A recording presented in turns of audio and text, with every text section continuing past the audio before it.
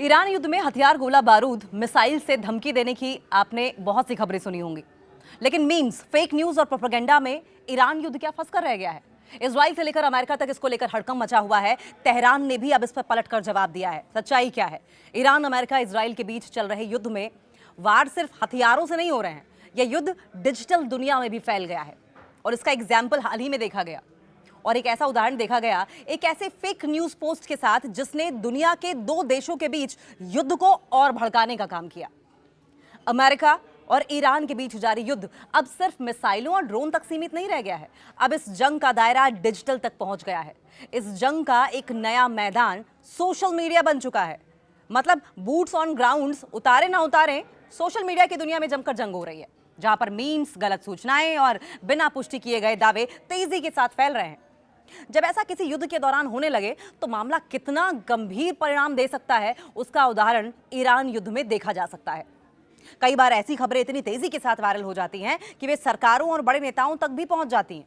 और हाल ही में एक ऐसा ही मामला सामने आया जिसमें ईरान के परमाणु कार्यक्रम को लेकर किया गया एक अपुष्ट दावा, एक ऐसा दावा जो कंफर्म नहीं था, कुछ ही घंटों के अंदर अंदर सोशल मीडिया से निकलकर इजराइल और अमेरिका के राजनीतिक गलियारों तक पहुंच गया। हालात ये हो गए कि दोनों देश तनाव में आ गए और ईरान को तो सफाई देनी पड़ गई।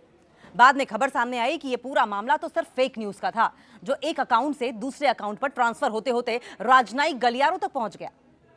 कहां से फैली ईरान को लेकर यह फेक न्यूज?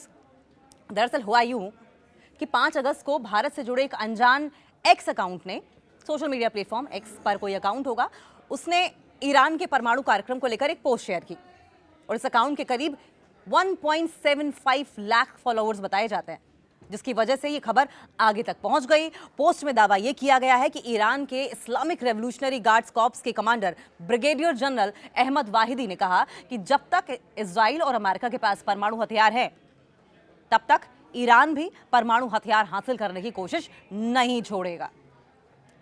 पोस्ट के साथ वाहिदी की तस्वीर और एआई से बनाई गई परमाणु विस्फोट जैसी तस्वीरें भी लगाई गई थी। लेकिन सबसे अहम बात यह थी कि इस बयान की कोई विश्वसनीयता नहीं थी। बावजूद इसके ये दावा तेजी से फैलने लगा। सोशल मीडिया से इजराइल, अमेरिका तक खबर पहुंच गई। इजराइल और अमेरिका तक खबर पहुंच गई, समझ लीजिए। एक अकाउंट पर तो ये इंफॉर्मेशन दिखी कि कुछ ही घंटों में एक अन्य भारतीय अकाउंट ने इसी दावे का हिंदी अनुवाद पोस्ट कर दिया। फिर क्या था, ट्रेल चल निकली और इजराइल के सोशल मीडिया अकाउंट्स ने इसे आगे बढ़ाया। मोसाद कमेंट्री नाम से एक अकाउंट ने भी दावा शेयर किया।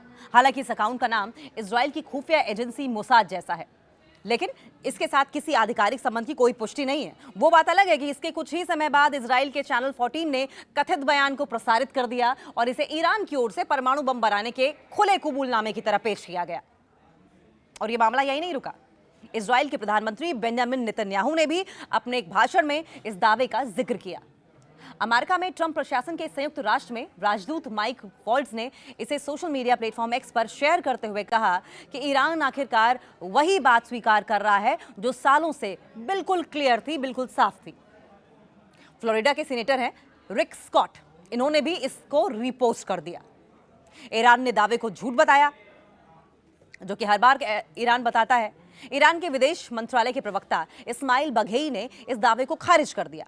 उन्होंने इसे ईरान के खिलाफ फैलाए जा रहे झूठ का उदाहरण बताया। हालांकि बाद में वॉल्ट्स की पोस्ट एक्स से हटा दी गई। हालांकि इसे हटाने की वजह नहीं बताई गई कि पोस्ट क्यों हटाई गई, लेकिन ये घटना ये दिखाती है कि जंग के दौर में एक सोशल मीडिया पोस्ट कितनी तेजी के साथ राजनीतिक हथियार बन सकती है। सूचना की इस जंग में सच और झूठ के बीच फर्क करना पहले से कहीं ज्यादा मुश्किल हो जाता है। और यही हाल इजराइल, अमेरिका और ईरान के बीच जो तनातनी चल रही है, जो युद्ध चल रहा है, इसमें भी देखने को मिला है। एक छोटी सी इंफॉर्मेशन किस तरीके से चिंगारी की तरह फैलती है, आग पकड़ती है और सुपर पावर कंट्रीज को आपस में आमने सामने लाकर खड़ा कर देती है, युद्ध के मुहाने पर लाकर खड़ा कर देती है।